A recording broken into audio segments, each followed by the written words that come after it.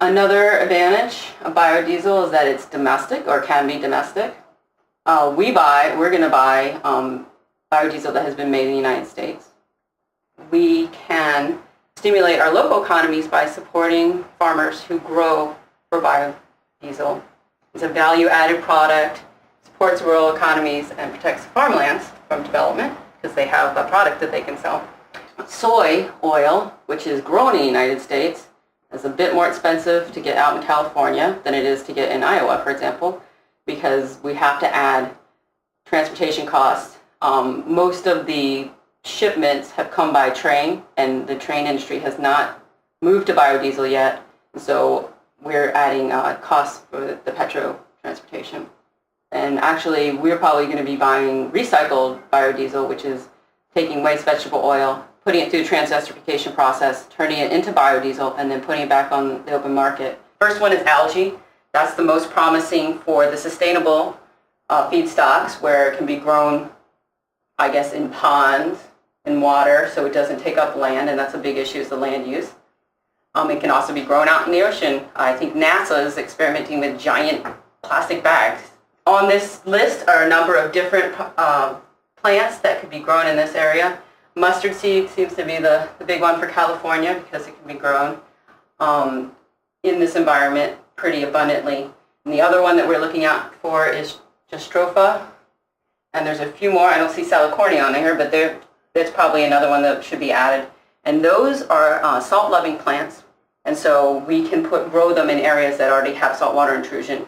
Waste vegetable oil right now is our most sustainable because it's been used and we're recycling it and reusing it. And so it is out there, and it's actually in California our most economic feedstock for biodiesel because we don't have to ship it from the Midwest.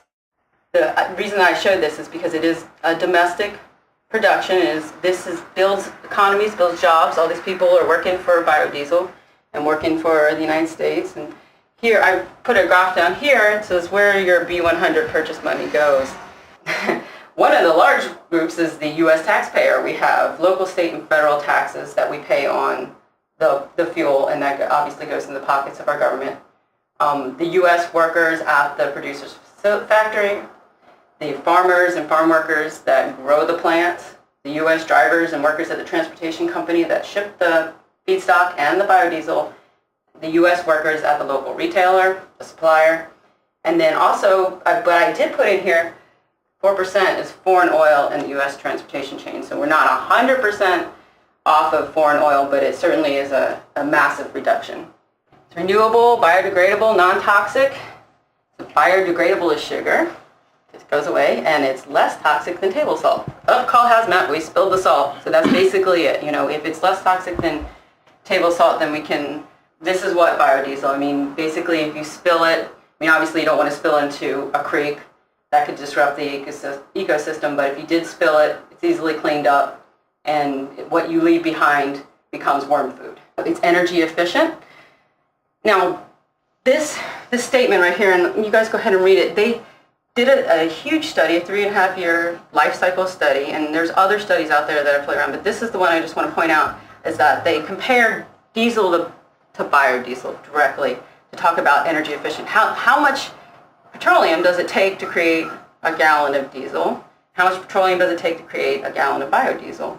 And how much energy is used to do it? And what we're finding is that as compared to petrodiesel, it was very energy efficient, and it resulted in 0.32 units of fossil energy to make 1 unit of fuel. And now we're getting to one more advantage. So biodiesel does have a lot of advantages, and another advantage is that it's engine friendly.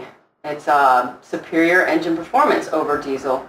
I've listed the properties of diesel, and if you are diesel versus biodiesel aficionado, you'll notice that biodiesel comes out on top for flash point.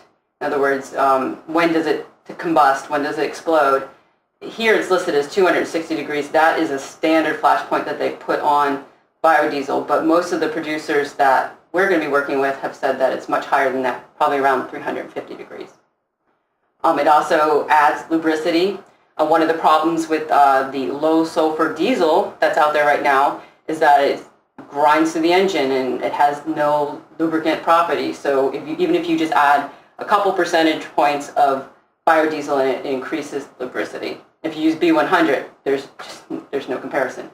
And then the higher cetane rating, meaning it just burns better because they're putting it as like a supplement. They don't even talk about it being in there as a biodiesel. That's true, and ASTM D975 recently accepted up to B5 is diesel, so it's the same thing whether it has 5% or not. But if you want to be a marketer and you want to promote that you're sustainable or you're moving towards a more green fuel, you'll be happy to promote B5. And so for companies that are not putting any kind of biodiesel in and they want to go out and put some biodiesel in and they don't want to have it too costly for them, but they still want to promote it, put it on their website. For example, U.S. Food Service in Atlanta has recently promoted their use of B5. But the good news is once they start using the biodiesel, they're going to move up. So now they've come out with a big press release saying they're going to go to B20. So more and more, biodiesel being used and mixed in with regular diesel. Okay, look at the real advantages is that, in my mind, this is the most important one, is that it's healthier. This is not a genie in a bottle right here. This is, what we're looking at is the difference between diesel and biodiesel burning.